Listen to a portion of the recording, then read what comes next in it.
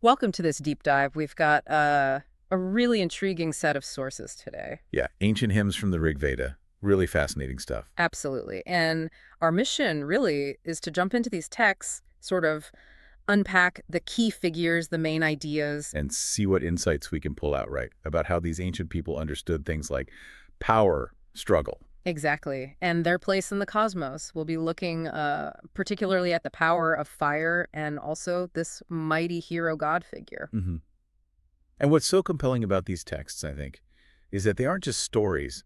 They feel active. Active how? Well, they're invocations, prayers, direct requests almost. You feel like you're getting a direct line into how people were actually trying to interact with the forces they believe shaped their world. Okay, right. So let's dive in. Where should we start? Maybe with something really fundamental. Fire makes sense. Agni. The sources give us this incredibly vivid, almost physical description of how Agni comes into being. Yeah, it's not just poof, magic fire. It's something humans make. They talk about the gear for friction. It's exactly. Tinder made ready for the spark. Fire sticks. It's very grounded. And what's really striking, I thought, was the comparison. The birth of this divine force compared to, well, a baby. Yes. Calling him a well-set germ in pregnant women. The babe, the newborn infant, the son of Isla. It immediately tells you something, doesn't it? That the divine isn't totally remote. It's something people, participate in bringing about, something that starts small. And needs nurture, perhaps. Yeah. And that human action is absolutely key. The hymns literally say, "We will rub Agni." They urge, "Rub into life, ye men." You can almost feel the effort involved in that description. It's a partnership, it seems. Human effort initiates the divine presence. Yeah. And then when Agni appears, the image is powerful, shining forth like a strong courser, red in color, energetic. Ready to go. But it's not just about making fire, is it? The hymns establish his role very quickly. Oh, absolutely crucial. He's the first ensign of the sacrifice, the first kind of symbol and tool. And he's placed somewhere specific. Yes, on the central point of Earth, in Isla's place. It sounds like a designated sacred spot. And his main job, his vital function, is spelled out to bear our offerings to the gods. So he's the messenger, the go-between. You can't really get your message, your offering, through without him. Seems that way. And he's described as, real reverence, immortal, very wise and fair to look on, knowing all things, observant, mighty, the bountiful. Right. And the texts even say the gods themselves set him up in this role as the offering bearer for the big ceremonies. Mm-hmm. And there are these little details, too, quite specific, almost tender sometimes. Like what? Well, being handled by the sisters 10, unwedded and united, which probably means fingers, right? Or maybe the sticks. Oh, okay. And he glows in his mother's bosom, maybe the hearth, or the tinder itself. And this fascinating bit, he closes not his eye, always watchful. Giving delight, it says. And there was that mention of him being brought from the Asura's body. What's that about? That's intriguing, yeah. Because Asura, in these early texts, could mean powerful beings, not necessarily demons yet.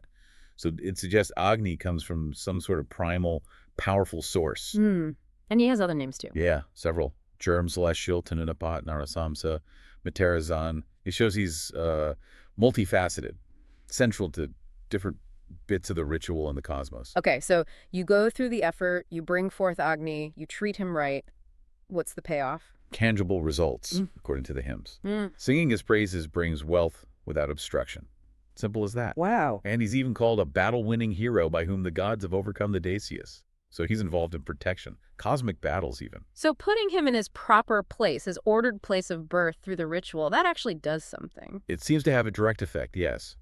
It helps prosper thou the songs we sing. It makes the sacrifices good, effective, helps bring the gods to the people doing the ritual correctly. Right. It opens that channel, makes the human effort count in the divine realm. Which I guess leads us to the other major figure in these hymns. Indra, yeah. If Agni is the connection, Indra is often the one they're trying to connect with. He's the main recipient of that ritual drink, Soma. And the descriptions of him are just powerful, all those titles. Oh, yeah. Magavan, the victor, lord of a great host, stormer, strong in action, bull, lord of bays, his horses, hero. There's no doubt about his status. He's the dominant force. Physically, they mention fair cheeks, and he's always got his bay horses and that bolt of thunder, his signature weapon. And from the human point of view, his function is pretty clear. Power and provision. Right. He gets the offerings, soma, food, even grain for his horses. And in return, people are looking for domestic plenty undivided, favor dropping fatness, gifts in thousands. They're doing the rituals, singing the hymns, explicitly seeking his friendship, his bounty, his riches. Okay, but why him? What makes him capable of providing all that? This is where we get into his big deeds. Exactly. This is central. His defining app, the one that comes up constantly, is being the Vitra Slayer. And Vitra isn't just like a random monster. No, no. He's depicted as this cosmic blockage.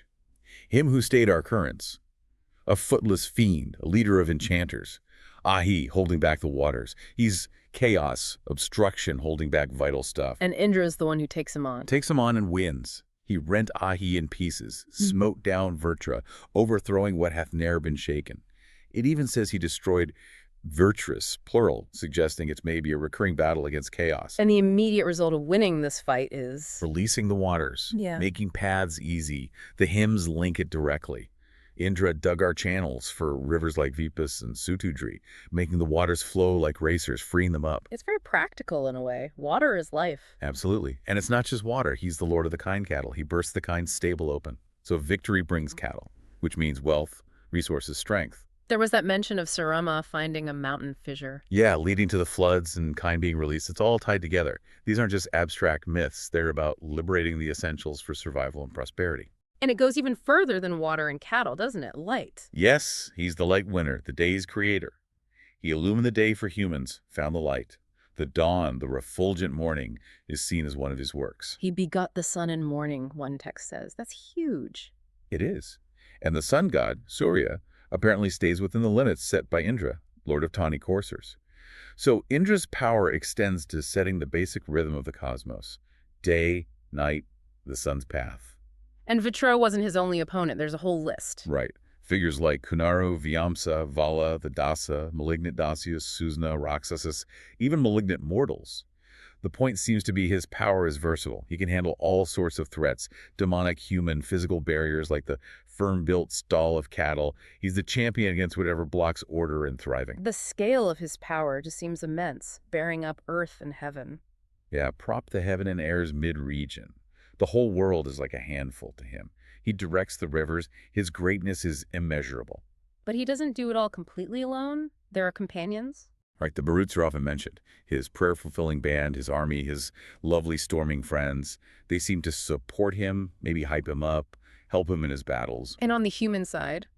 Specific groups get mentioned. The 7 priests, the Kusikas, the Bharatas. Their worship, their rituals are part of the picture, supporting him. There's that amazing image you mentioned about the rivers. Oh yeah, the Vipas and Sutudri, bowing down like a nursing mother or a maiden to her lover, so the Bharatas and the singer can cross. Wow. It's such a vivid way to show how the whole cosmos, even nature itself, responds when Indra's power is in play, especially for those who have his favor. Which brings us back kind of full circle, doesn't it, to that core relationship, the cycle of sacrifice and reward. Exactly. It's a reciprocal system.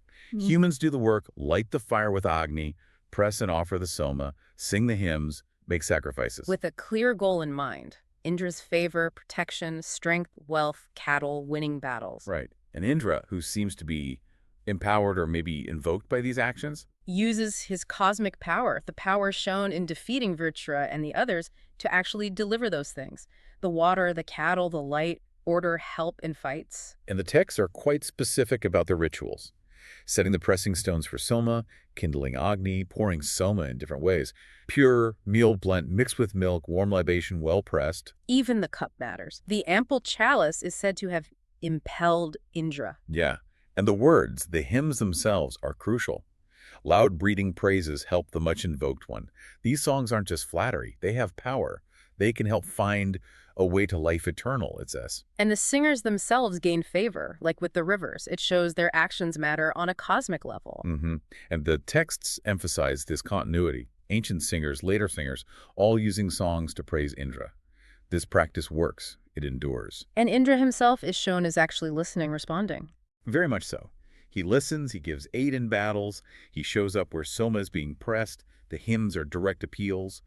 Make this oblation effective, drink the soma, wax great. They're basically asking him to power up from their offerings.